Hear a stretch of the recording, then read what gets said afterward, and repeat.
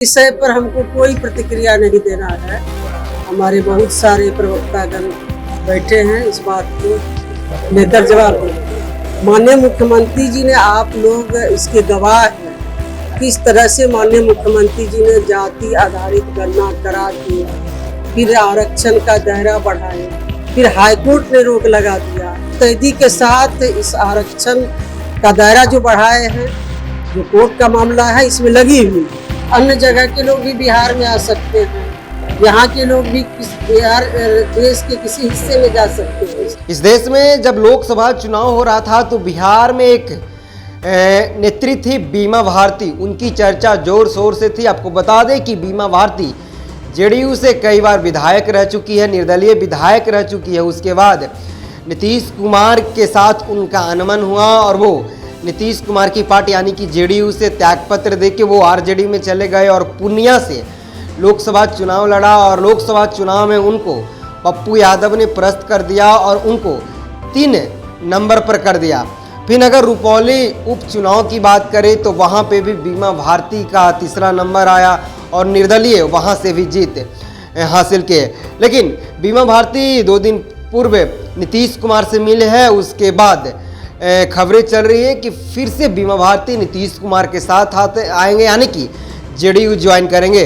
जब इसी सवाल के मंत्री लेसी सिंह से पूछा गया तो उन्होंने क्या कुछ कहा, पर उनकी बातों को सुनिए। क्या बात की नहीं की, उनसे नहीं पूछा, हमको कुछ जानकारी नहीं है। तो अगर वो आना चाहिए तो आप लोग स्वागत हमको कुछ, ये तो हमारे नेता निर्णय लेंगे, हमको इस पर कोई प्रतिक्रिया नहीं देनी। लोकसभा चुनाव हार गए, विधानसभा का चुनाव भी हार अब इस विषय पर हमको कोई प्रतिक्रिया नहीं देना है। हमारे बहुत सारे प्रवक्तागण बैठे हैं, इस बात को लेकर जवाब देंगे। और पीछे क्या पूछना? आरक्षण को लेकर जो कैसे प्रक्रिया जाती है, गणना सुप्रीम कोर्ट ने अप्रूव करा दिया है। विपक्ष के लिए आप लोग की मंशा नहीं है इस कारण से? देखिए, विपक्ष कैसे कह सकती है कि मंशा नहीं है? माननीय मुख्यमंत्री जी ने, एनडीए की सरकार ने ये काम किया है, आरक्षण का दायरा बढ़ाया, हाईकोर्ट ने रोक लगाई, फिर हमारी सरकार सुप्रीम कोर्ट गई। अब सुप्रीम कोर्ट ने रोक नहीं हटाया है, तो फिर आगे जब सुनवाई होगी तो हमारी सरकार मजबूती के साथ इस मामले के पक्ष को रखेगी। इसके लिए तो हमारी सरकार ने ही ये निर्णय लिया है, 50 से 65% आरक्षण का दायरा बढ़ाया है। विपक्ष के कहने से नहीं कहने से कोई अंतर नहीं पड़ता है। विपक्ष कह रही है इसमें वो पेज फंसाने में लगे तो सभी लोग एक्सपोज हो गए हैं कि कौन तरह का पेज फंसा है? आरक्षण विरोधी है। तो आरक्षण कौन दिए, कौन जाति आधारित गणना कराए? माननीय मुख्यमंत्री जी ने कराए, हमारे नेता ने कराए और करा के फिर आरक्षण का दायरा बढ़ाए। तो विपक्ष के कहने से नहीं कहने से कोई फर्क नहीं पड़ता है। बिहार की जनता देख रही है कि किनके द्वारा ये आगे बढ़ाया गया है। ये मंशा पर कोई सवाल नहीं खड़ा कर सकता है। ये माननीय मुख्यमंत्री जी ने ही इस काम को किए हैं। अब कोर्ट ने रोक लगाया है, तो इसके लिए हमारी सरकार मजबूती के साथ सुप्रीम कोर्ट में अपना पक्ष रख रही है। तो इस विषय में हम कैसे करें? हमारे पार्टी के नेता तय करेंगे, इस पर हम लोग क्यों कैसे बोल सकते? देखिए, जब होगा तो आपको पता चल जाएगा।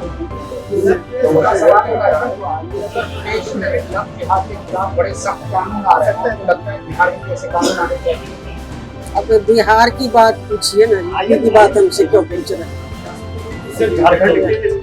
कांग्रेस ने कहा है कि बिहार के लोग जो है वो यहाँ पर ठीक है सर।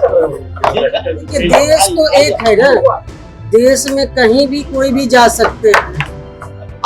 अन्य जगह के लोग भी बिहार में आ सकते हैं, यहाँ के लोग भी बिहार देश के किसी हिस्से में जा सकते हैं। इसलिए देश एक है, देश पर सबका अधिकार है। इस तरह का बयान का हम लोग विरोध करते हैं। कुछ पैटिया शब्द का उपयोग कर दिया जा रहा है हमारे बगल के राज्य में, झारखंड है, वहाँ पर विधायिका बार-बार बातों को कह रही है, बैठ करके सदन तक पहुँच जा रहे हैं बिहारी। अब देखिए, उन लोगों का तो सिर्फ इसी तरह का बयान आता है, कांग्रेस हो या जो इंडियन अलायंस के लोग हैं, इन लोगों का इसी तरह का बयान आते रहता है। तो बिहार में फिर कांग्रेस को से लोग हिसाब पूछेंगे समय आने पर। मैडम कुछ भावना नहीं भड़केगी क्योंकि बिहार झारखंड इस तरह से एक था, वहाँ पे लोग आसपास में रहते हैं, इस तरह का बयान से भावनाएं भड़केंगी लोगों की? देखिए, ये कांग्रेस को इसमें संज्ञान लेना चाहिए कि उनके नेता इस तरह के बयान देते हैं। तो बिहार में कांग्रेस से भी लोग सवाल पूछ रहे हैं। अब कहने के लिए तो ये क्या कहा जाए, इसको सिर्फ कहने के लिए कह रहे हैं। माननीय मुख्यमंत्री जी ने, आप लोग इसके गवाह हैं, किस तरह से माननीय मुख्यमंत्री जी ने जाति आधारित गणना करा के फिर आरक्षण का दायरा बढ़ाए, फिर हाईकोर्ट ने रोक लगा दिया, फिर सुप्रीम कोर्ट हमारी सरकार गई, सुप्रीम कोर्ट से रोक नहीं हटाया गया है। फिर जब सुनवाई होगी तो हमारी सरकार तो इसमें मजबूती के साथ लगी हुई है। और विपक्ष क्या कर रही है, नहीं कर रही है, विपक्ष तो अपना काम नहीं कर रही है। विपक्ष के नेता जब विधानसभा का सत्र चलता है तो सत्र से गायब रहते हैं। पटना आने पर भी विपक्ष के नेता हाउस में नहीं आते हैं। ये तो विपक्ष के नेता का उदासीनता बिहार की जनता देख रही है। सरकार मुस्तैदी के साथ इस आरक्षण का दायरा जो बढ़ाए हैं, जो कोर्ट का मामला है, इसमें लगी हुई है। कानून व्यवस्था को लेकर बुलेटिन जारी करते हैं। अब पब्लिक के बीच ना आना चाहिए। घर में बैठ के, बाहर बैठ के बुलेटिन जारी करते हैं। जब सत्र चलता है जब सत्र चलता है तो पक्ष का जितना भूमिका है उतना विपक्ष का भी भूमिका है। जनता के सवालों को विधानसभा में रखना चाहिए अपना पक्ष, तो विधानसभा से गायब रहते हैं।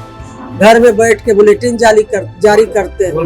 इससे तो ये साबित हो रहा है कि विपक्ष अपनी भूमिका अदा करने में नाकाम है। जनता के बीच जाना है, तेजस्वी ने कहा कि हम फिट होने गए थे। जनता के बीच जाना अब उनसे न पूछिए, उनका सवाल हमको क्यों पूछ रहे हैं? तो आपने सुना होगा, लेसी सिंह ने साफ तौर पे कह दिया कि ये मुख्यमंत्री और बीमा भारती की बात है। हमारे नेता क्या करेंगे न करेंगे, क्या फैसला देंगे, वो जानते हैं। उस मुद्दा पे हम बात नहीं करेंगे।